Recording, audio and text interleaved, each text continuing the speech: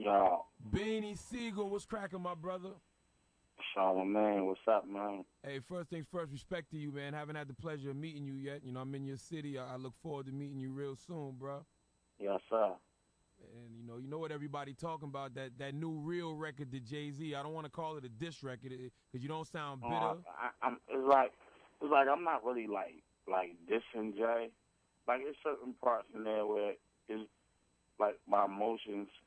You know what I mean? Because it's an emotional record for me. Because it's like I'm a rapper. When I listened to the Blueprint 3 album, it was like I heard things on there where he was like taking shots at a lot of people, but a lot of things was directed for people. Like I said, I did an interview, and people said how I felt about the Blueprint 3 album. I told him I thought it was one of the best body of arts work Jay did. I felt as though he gave out a lot of pair of shoes on that album, and I think my feet was meant for a couple of them. I mean, yeah, You know what I'm saying? I know particularly the people want to sit on my lap, but I'm not Santa Claus. Santa Claus I ain't mean, black. I don't think that line right there was particularly directed towards like me individually, but I'm talking about collectively. Like, cause you gotta understand, you got Petey Crack who did some unadvised things, like made mixtapes talking about camel hunting season and all that crazy stuff. So we know Jay, you know what I mean? Nas said that shit and excuse my language, and Cam said that in records, but then you got like Petey Crack who have said it too.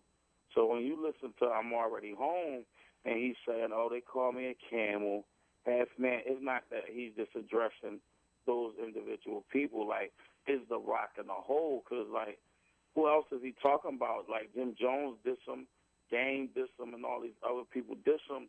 But when he say lines like, I heated up the rock already, so why y'all, you know what I mean, can't get hot already? Put your name in the pot already. They compare me to Big and Pac already. Like, I ain't, as y'all can already see, I'm not worrying about y'all because I'm already me.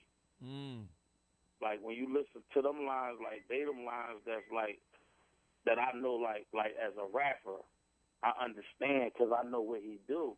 Just like when he, like, this Dame and them, when Dame and them was talking about Jim Jones Cam was going to be the vice president and all that. When he came back, what was that album, the Blueprint 2? And it was like HOV's home with the global phone and all of that. The number one rapping order, you cats overfelt yourself. You know what I'm saying?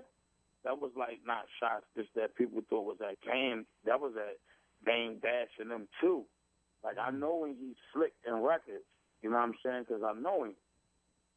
So where did this whole situation stem from? Because I'm gonna be honest with you, And Beans. the whole situation just stem from, like, it's like, all right, Jay in another place, right? Mm-hmm. And I understand that. He did what he did, like, as far as just, like, signing people to Rockefeller Records, you did that. But as far as the push that people could have got, that really could have did things, you know what I'm saying? You didn't do that. Like, if you look at 50 Cent, like, it's like no disrespect, like, to the G Unit and none of that, you know what I'm saying? Because I love the way 50 Cent did with his dogs. But if you look at it, like, them dudes got more money and more bread than anybody in state property. Because 50 made sure that 50 went on tour and took his people on tour and paid them. Not tell them it was a good look for them to be on tour and things like that. Like, this is true stories. I'm sitting in the house on house arrest, and I got the Young Guns calling my phone because Jay-Z's only paying them $1,200 and $50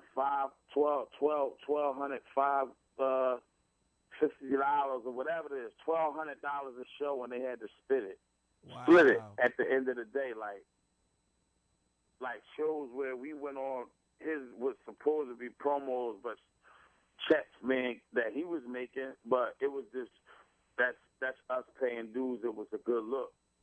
But all the glitz and glamours wasn't like really what people seem like, and it's not a hate record. It was just a real record, and emotions like I understand, Jay, you somewhere else, you know what I mean, in your career. And there's certain things that, you know what I mean, where he at, like I said in the record, everybody can't go. And I understand that. Like, he's somewhere else. You don't need Beanie Sigel in the building with the preperception that people got of me, this crazy dude liable to do anything or whatever, or Emilio Sparks liable to say anything out of his mouth, or, you know what I'm saying, hearing records saying Lahaim and things like that. So he's dealing with, like, you know, with Jewish people and the Jews and things like that who you know what I mean, ain't nothing wrong with that. But then you got Freeway Muslim with the bear and, you know, people bringing around people. So it's certain things that we taint his image, the state property, and the